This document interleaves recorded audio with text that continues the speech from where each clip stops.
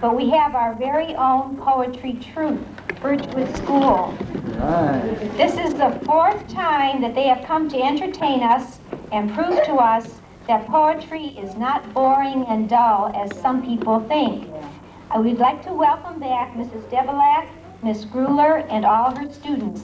And the rest of the hour is going to be all theirs.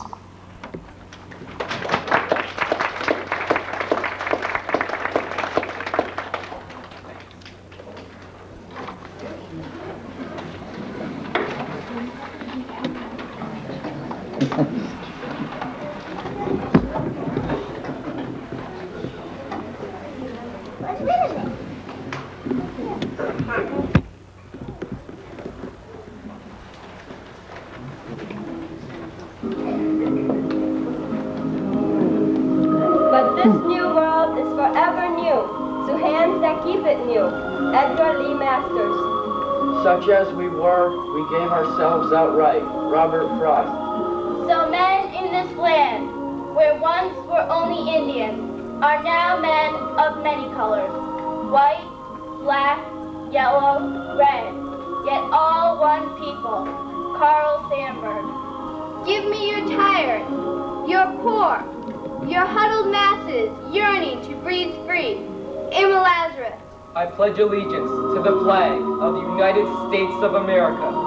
Not gold, but only man can make a people great and strong. Man who for truth and honor's sake stand fast and suffer long. Ralph Waldo Emerson. America is promises. We Americans have tomorrow, bright before us like a flame. Langston Hughes.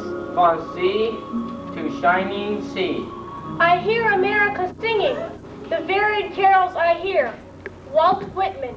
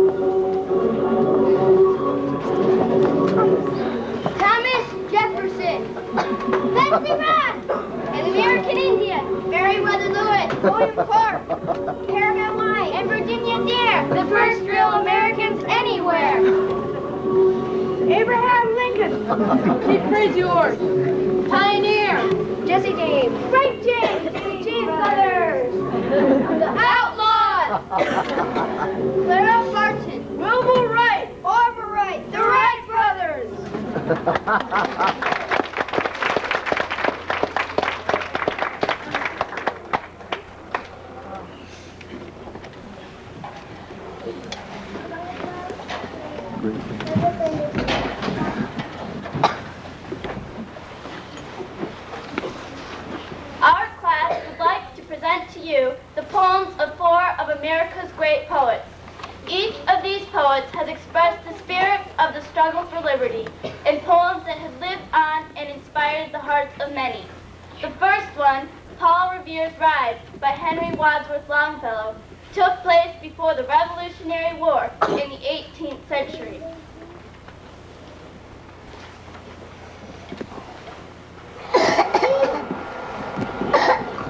Listen, my children, And you shall hear of the midnight ride of Paul Revere On the 18th of April, in 75, hardly a man is now alive who remembers that famous day and year. He said to his friend, if the British march by land or sea from the town tonight, hang a lantern aloft in the belfry arch of the North Church Tower as a signal light. One if by land, and two if by sea, and I on the opposite shore will be, ready to ride and spread the alarm through every Middlesex village and farm, for the country folk to be up and to arm. then he said, Good night. And with muffled oar, silently rowed to the Charleston shore. Just as the moon rose over the bay, where swinging wide in her moorings lay the Somerset, British man of war. a phantom ship with each mast and spar, across the moon like a prison bar, a huge black hulk that was magnified by its own reflection in the tide. Meanwhile, his friend, through alley and street, wonders and watches with eager ears. How in the silence around he hears the muster of men at the barrack door, the sound of arms, the tramp of feet, the measured tread of grenadiers, marching down to their boats on the shore. Then he climbed the tower of the old North Church, by the wooden stairs with stealthy tread, the belfry chamber overhead, and startled the pigeons from their perch. On the somber rafters round him made masses and moving shapes of shade. By the trembling ladder, steep and tall, to the highest window in the wall, where he paused to listen and looked down a moment on the roofs of the towns, and the moonlight flowing over all. Beneath, in the churchyard, lay the dead, in their night's encampment on the hill, wrapped in silence so deep and still that he could hear, like the sentinel's tread, the watchful nightwing as it went, creeping along from tent to tent. and seeming to whisper, All is well. a moment only he feels the spell of the place and the hour and the secret dread of the lonely belfry and the dead. For suddenly all his thoughts are bent on a shadowy something far away, where the river widens to meet the bay, a line of black that bends and floats on the rising tide like a bridge of boats. Meanwhile, impatient to mount and ride, booted and spurred with a heavy stride, on the opposite shore walked Paul Revere. Now he patted his horse's side, now he gazed at the landscape far and near, then impetuous stamped the earth, turned and tightened his saddle girth. But mostly he watched with eager search the belfry tower of Old North Church, as it rose above the grave on the hill, lonely and spectral and somber and still. And lo, as he looks in the belfry's height, a glimmer and then a gleam of light, he springs to his saddle, the bridle he turns, but lingers and gazes till full in his sight. A second lamp in the belfry burns. A hurry of hoofs in a village street, a shape in the moonlight, a bulk in the dark, and beneath from the pebbles was happening a spark-struck outline fearless and fleet. That was all. And yet through the gloom and the light, the fate of a nation was riding that night. And the spark struck out by the sea in his flight kindled the land into flames with its heat.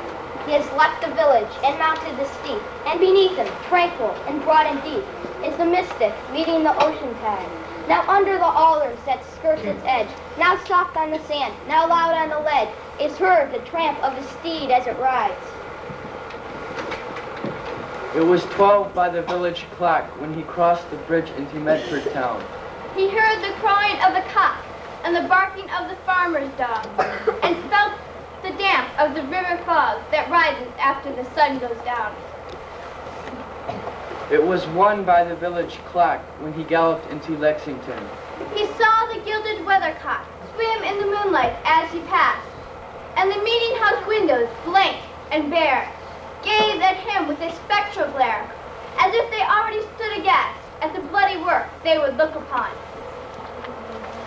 It was 2 by the village clock when he came to the bridge in Concord town. He heard the bleating of the flock and the twitter of birds among the trees, and felt the breath of the morning breeze blowing over meadows brown. And one was safe and asleep in his bed, who at the bridge would be first to fall, who that day would be lying dead, pierced by a British musket ball. You know the rest in the books you have read, how the British regulars fired and fled, how the farmers gave them ball for ball from behind each fence and farmyard wall, chasing the redcoats down the lane, then crossing the fields to emerge again under the trees at the turn of the bend, and only pausing to fire and load. So through the night rode Paul Revere, and so through the night went his cry of alarm to every Middlesex village and farm, a cry of defiance and not of fear. A voice in the darkness, A knock at the door. and a word that shall echo forevermore. We're born on the night winds of the past, through all our history. To the last. In the hour of darkness And peril. And need, The people will waken and listen to hear The hurrying hoofbeats of that steed. and the midnight message of Paul Revere.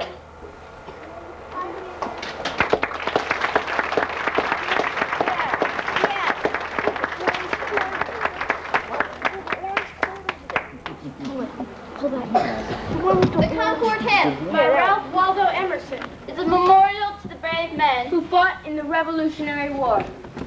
By the rude bridge that arched the flood, their flag to April's breeze unfurled, where the embattled farmers stood and fired the shot heard round the world.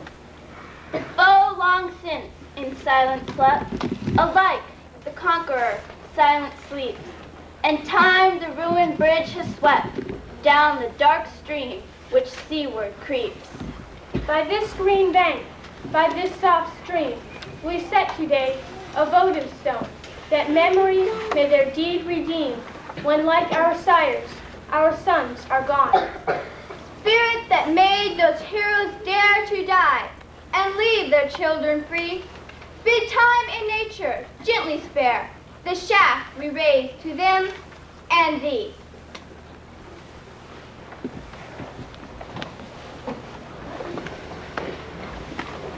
This next poem is a tale of heroism in the Civil War.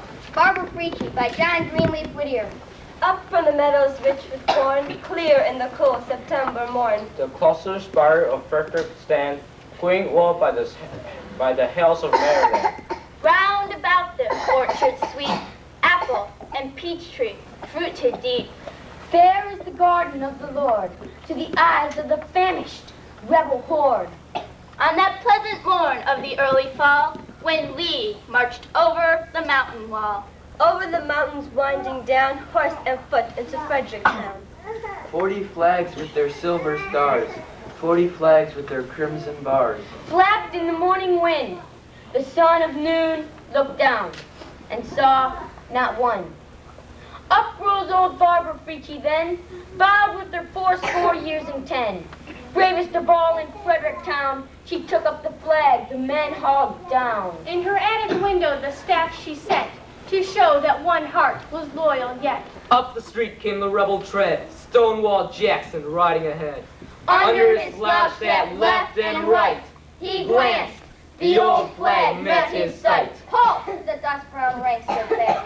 Fire outblazed the rifle blast. It shivered the windows, pane and sash, and rent the banner with seam and gash. Quick as it fell from the broken staff, Dame Barbara snatched that silken scarf.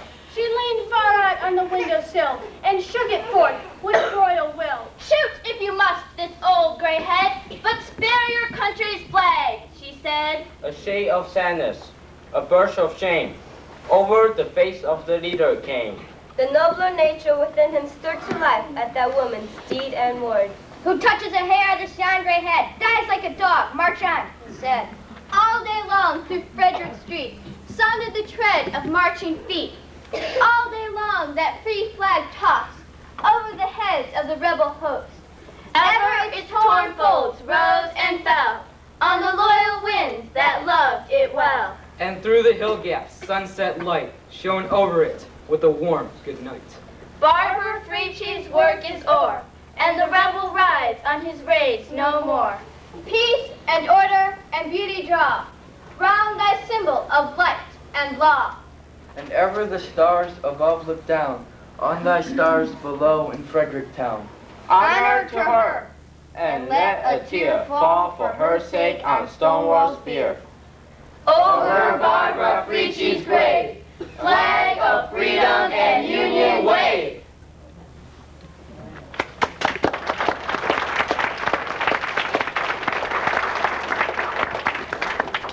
The 20th century brought forth the poet Langston Hughes, who was able to express another kind of struggle for freedom in America. The struggle of black Americans are portrayed in these poems by Langston Hughes. Merry-go-round. Where's the Jim Crow section on this merry-go-round? Mister, 'cause I want to ride. Down south where I come from, white and colored can't sit side by side.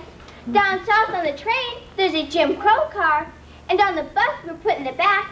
But there ain't no back to a merry-go-round. Where's the horse for a kid that's black? Refugee in America. There are words like freedom, sweet and wonderful to say. On my heartstrings, freedom sings, all day, every day. There are words like liberty that almost make me cry. If you had known what I knew, you would know why. I too sing America. I too sing America. I's the Docker brother. They send me to eat in the kitchen when company comes. But I laugh and eat well and grow strong. Tomorrow, I'll sit at the table when company comes. And nobody will dare say to me, eat in the kitchen then. Besides, you'll see how beautiful I am and be ashamed. I too am America. Dreams. Hold fast to dreams. For if dreams die, life is a broken winged bird that cannot fly. Hold fast to dreams. For when dreams go, life is a barren field frozen with snow. Youth. We have tomorrow right before us like a blade. Yesterday, a night gone thing, a sundown name. And dawn today, broad arch above the road we came. We march.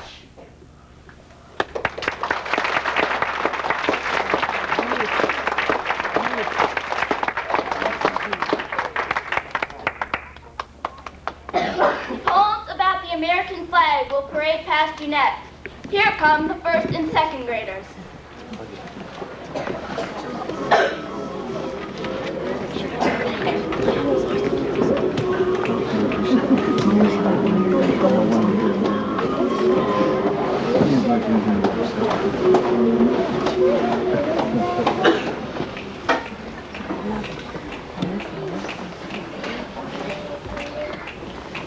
Just Like You by Margaret Hillard.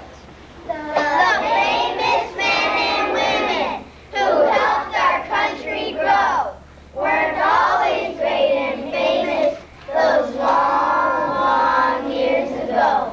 George Washington. And Betsy Ross. Ben Franklin. Paul Revere. All started out as babies and grew a bit each year. They started out as children, just boys and girls like you, who worked and played and laughed and sang and cried a little too. Learned their lessons when they could and sat there and prayed all night. They never knew we'd call them brave and keep their memories bright. They never knew someday they'd be famous names in history.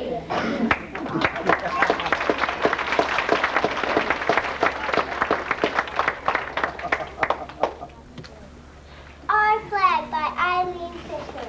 How bright our flag against the sky, atop its flagpole straight and high. How bright the red, the white, the blue, with what they stand for shining through, more meaningful as the years go by.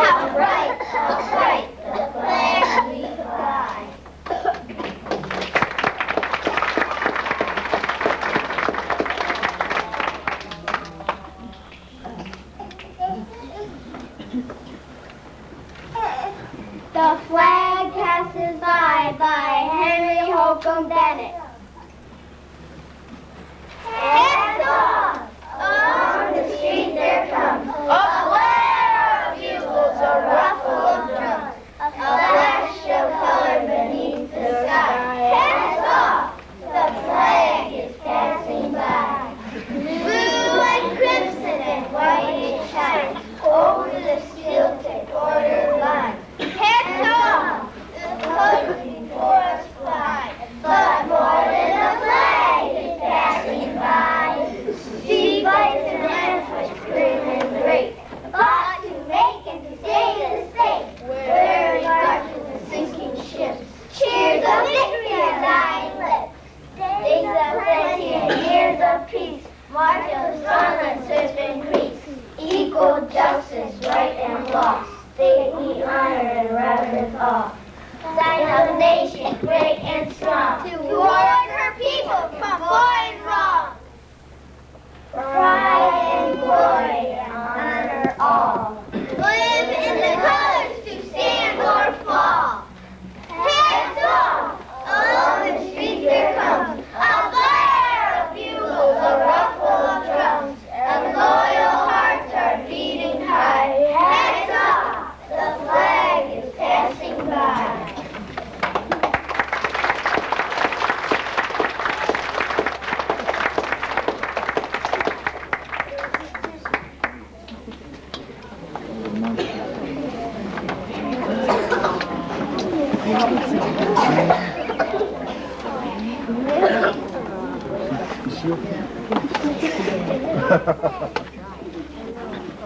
The next group in our parade of poems is really a combination of ballads, songs, poems, and yarns that remind us of our rich American heritage. The 3rd and 4th graders.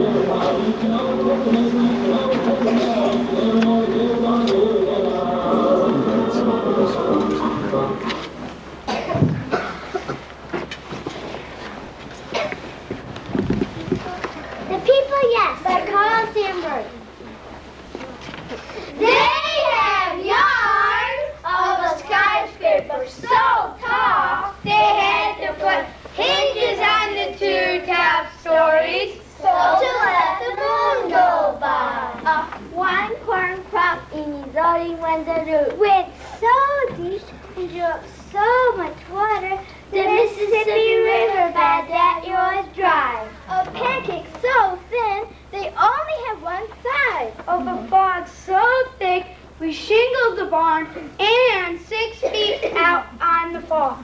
Of Pecos peach, rattling a cyclone in Texas, and riding it to the west coast where it rained out under him. Other man who drove a swarm of bees across the Rocky Mountains and the desert and didn't lose a bee.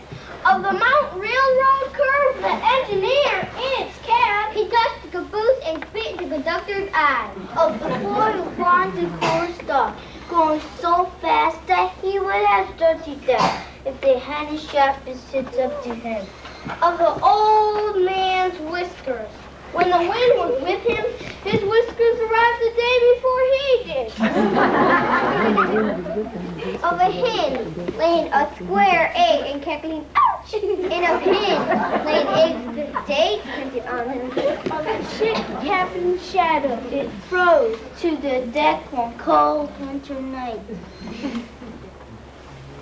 of mutineers on that same ship, put to chipping rust with rubber hammers. Of the sheep cutters, so fast and accurate, I just count their feet and divide by 4. Of the man so tall, he had to climb a ladder to shave himself. Of the light so teeny weeny, It takes 2 men and a boy to see him. Of mosquitoes, one could kill a dog, 2 of them a man. Of the cyclone that took cookstoves out of the kitchen, up the chimney flue and on to the next town. Of the same cyclone taking out wagon tracks in Nebraska and driving them over into Dakota. Of a hook and eye stake unlocking itself into 40 pieces, each is 2 inches long, then in 9 seconds flat snapping itself together again.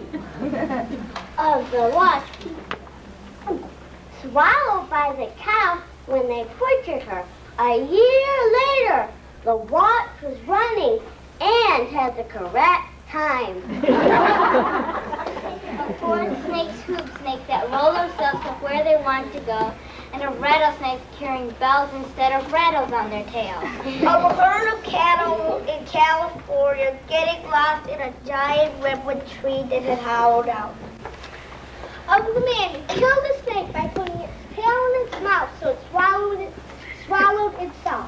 Railroad trains whizzing along so fast they reached the station before the whistle. Toot toot. Of pigs so thin, the farmer had to tie knots in their tails To keep them from falling through cracks in their pens. of tall bunnies.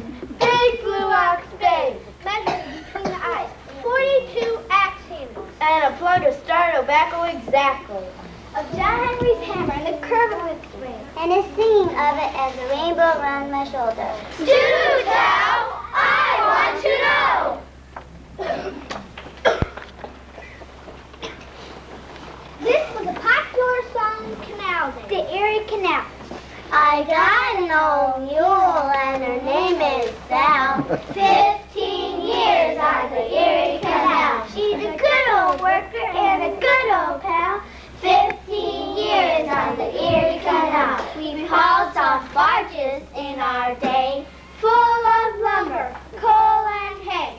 We know every inch of the way from Albany to Buffalo. Low Ridge, everybody down.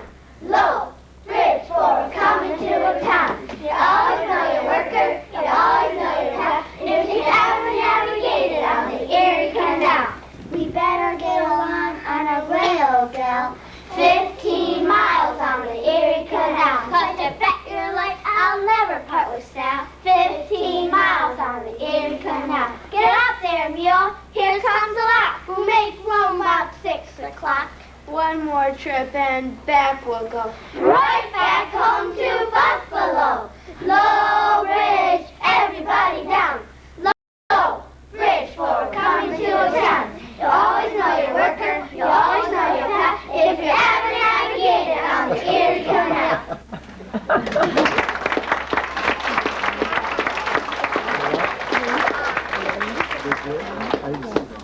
John Henry. Author unknown.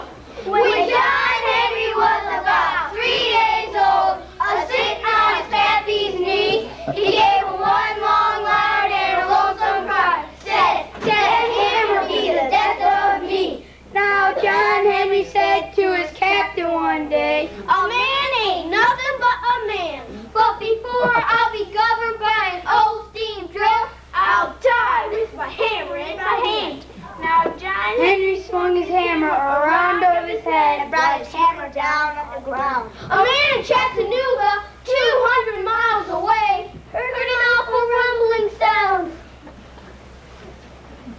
Now John Henry had a pretty little gal. Her name was When John Henry was sick and laying on his bed, Polly drove still like a man.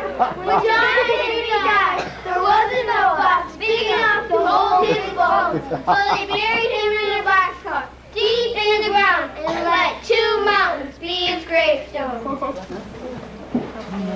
Pretty big letters.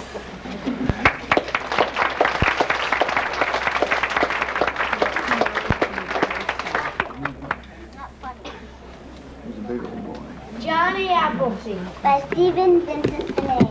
Of Jonathan Chapman, 2 things are known: that he loved apples and he walked alone. At 70 odd, he was as gnarled as could be. But running around and through an apple tree,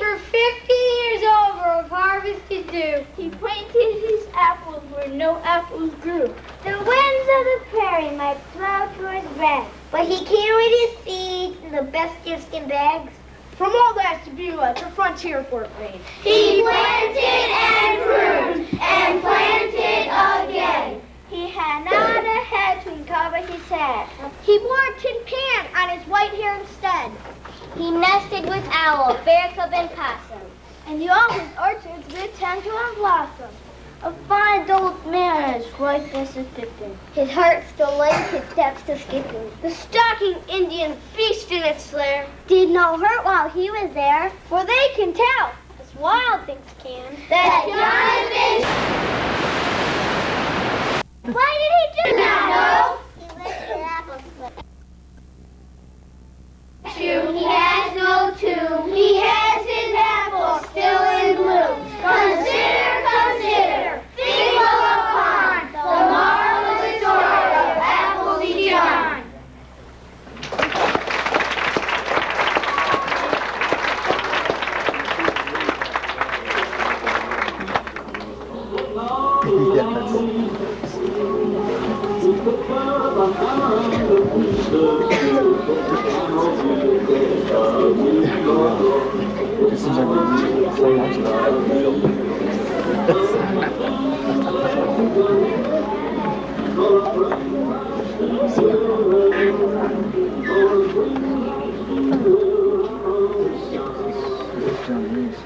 Finally, the 5th and 6th grades will present a parade of famous Americans by the poet Stephen Vincent Benet.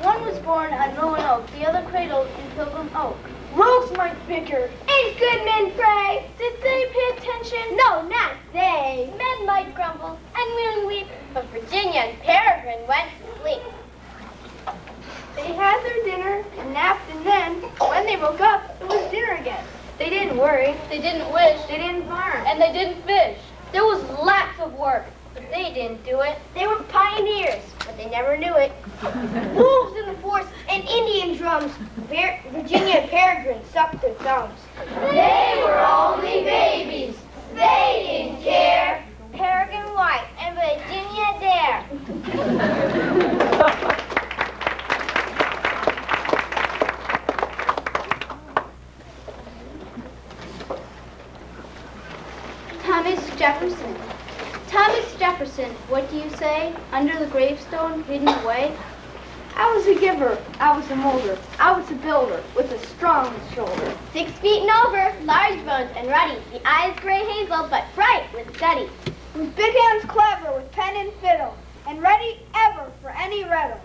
Fine empires, plain taters, and declarations to trick dumb waiters. I liked people, the sweat and crowd of them, trusted them always, and spoke a lot of them. I liked all learning and wished to share it, abroad like pollen, for all who merit. I liked fine houses with Greek pilasters, and built them surely, my touch of masters. I liked queer gadgets and secret shelves, and helping nations to rule themselves. Jealous of others, not always candid, but huge of vision and open-handed. A wild goose chaser, now and again, Bill Monticello, you little man. Designed my plow, sirs. They use it still. Or found my college at Charlottesville. And still go questing, do things and thinkers, and keep as busy as 20 tinkers. Well, always guarding the people's freedom. Need more hands, sir? I didn't need 'em. It called you rascal, called me worse. You do grand things, sir, but lack the first.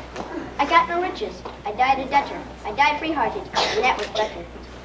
For life was freakish, for life was fervent, but I was always life's willing servant. Life's too weighty, too long a halter. I lived past 80. I liked it all, sir.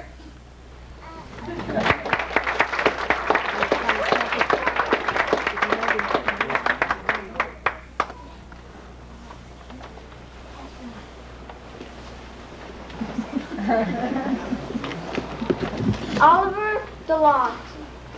This general in the British garb is Oliver de Lancey. They were a noted family and were really very fancy. They owned large slices of New York and quite a lot of Jersey. But when the revolution came, they cried out, "Oh, mercy! Why, this will never do. It is a rebel orgy. We are loyal subjects who will fight for good King Georgie." And so they did with might and main, though people called them Tories, and lost their houses and their lands and all their former glories. What if they'd won? Which they did not. We'd have rulers regal, No stars and stripes. no 4th of July. No bold American eagle. It's such a topsy-turvy thought, it gives me indigestion. But just remember this, there are two sides to every question.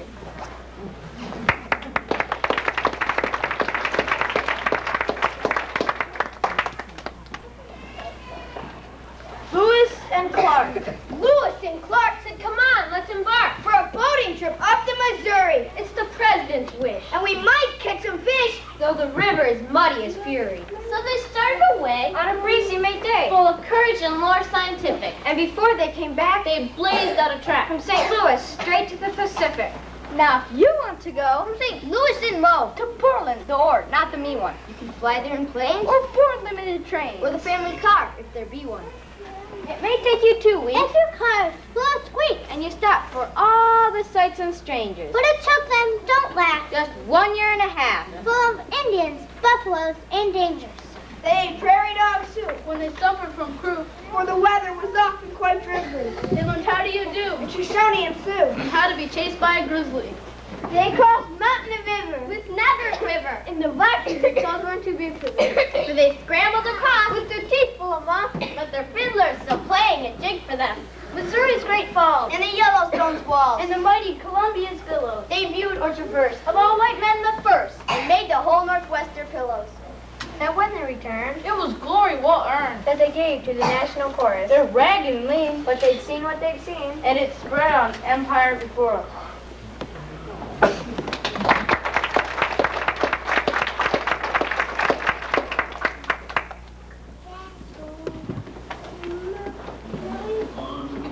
Negro spirituals.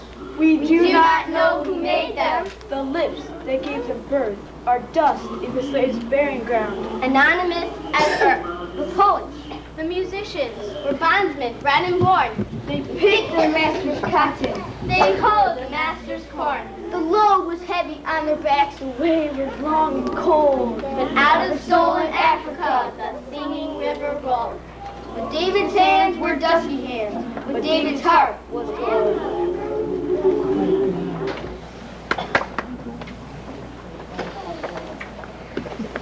Clara Barton.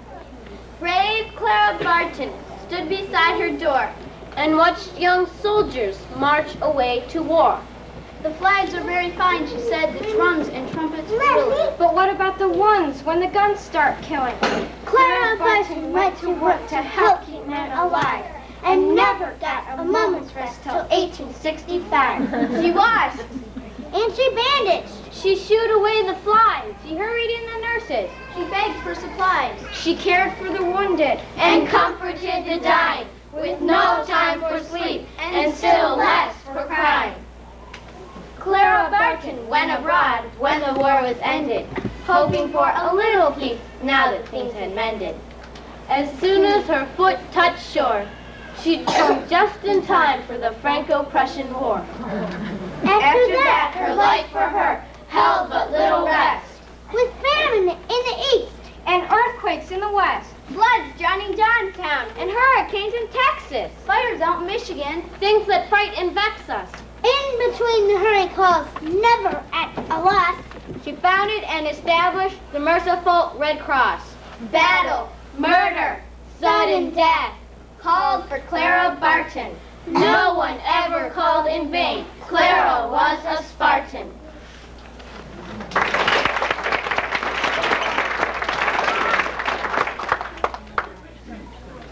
Crazy Horse.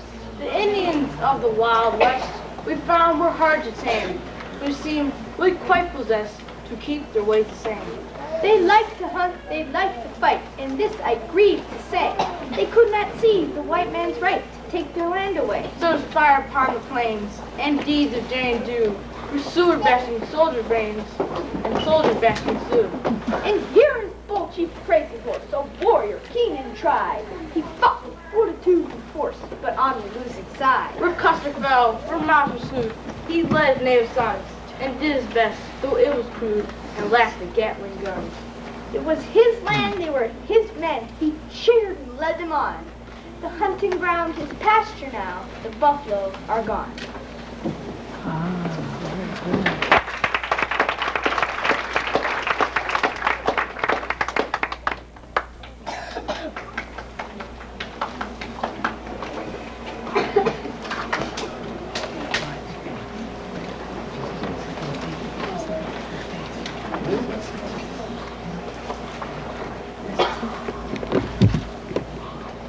Jesse James.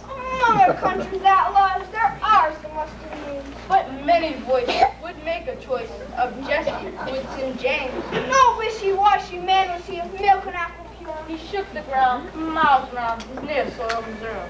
Allow me, said his brother, his helpful partner Frank. Then off they'd sail to rob the mail or polish out bank. The sheriff found, unlike the hound, his bite worse than his bark.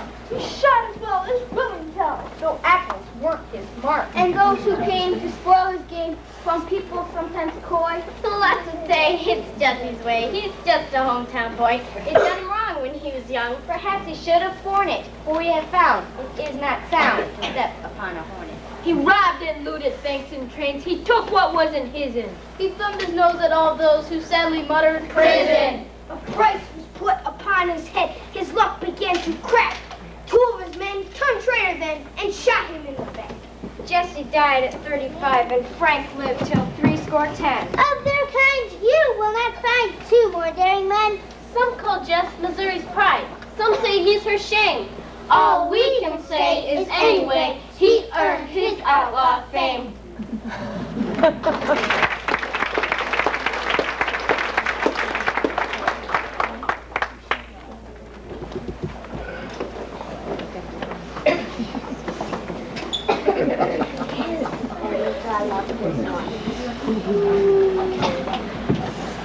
Wilbur Wright and Orville Wright. Said Orville Wright to Wilbur Wright. These birds are very trying. I'm sick of hearing them cheep about the fun of flying. A bird has feathers, it is true, that much I freely grant. But must I stop with loving you? Said Wilbur Wright. It shan't. And so we go to glider first, and then we go to brother. There never were 2 brothers more devoted to each other. We ran a dusty little shop for bicycle repairing, and bought each other soda pop and praised each other's daring. We glided here, we glided there, we sometimes skinned our noses. We're learning how to rule the air was not a bed of roses. Each would murmur afterward while patching up the road. Are we discouraged, W? Of course we are not, O. And finally, at Kitty Hawk in 1903, let's hear it. The first real airplane really flew with Orville there to steer it. And kingdoms may forget their kings, and dogs forget their bites. But not till man forget his wings, will men forget their rights.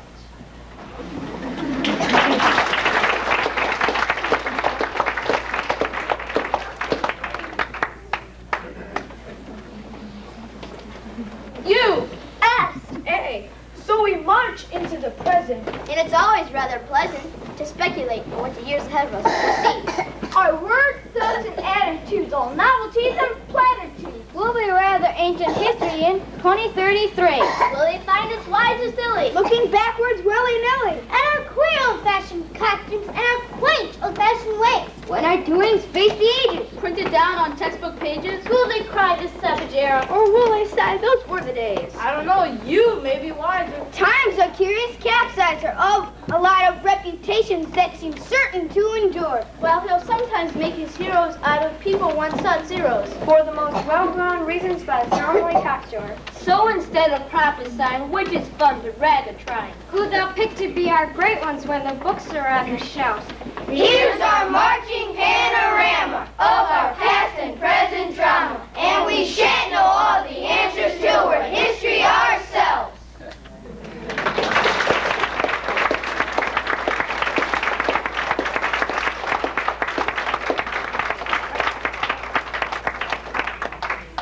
thank you for joining us for a parade of American poems. Good. Stop! Oh, no. There's one more poem we'd like to present to you. Oh, yeah.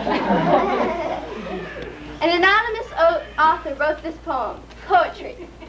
Shining faces filled with glee, reciting poems complete with accuracy. Poems solemn and sad. Poems cheerful and glad. Behind the scenes, what you don't see, our teacher works diligently. Without her, our words would be a blur. With our thoughts full of thankfulness, we'd like Mrs. Doublelack to receive this.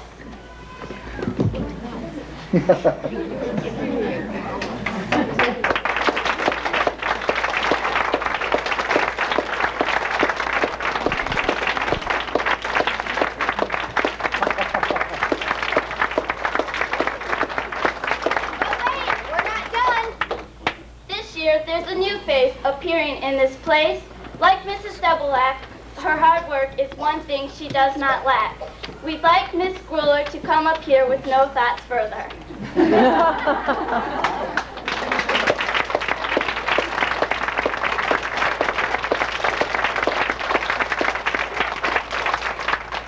Although Mrs. Doublelack and Miss Grueller put in long hours of hard work to make this show a success, they were not the only ones working behind the scenes. We would like to embarrass these people also and have them come up to the front. Would the following people please come? Mrs. Dragley, Mrs. McNaughton, and Mrs. Perino. All of these people have helped us with our thoughts, our confidence, and our minds. Thank you very much.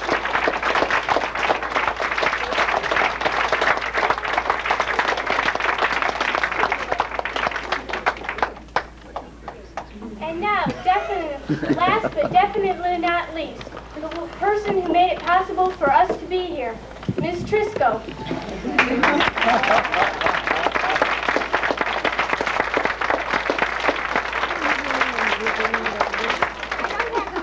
Now, so I have to try to talk real loud, and I don't have a loud voice. Thank you. This was really a surprise. I want to thank all of you for making us laugh and smile and see U.S. history in a new light.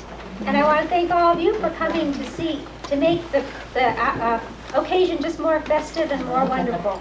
Thank you, everybody.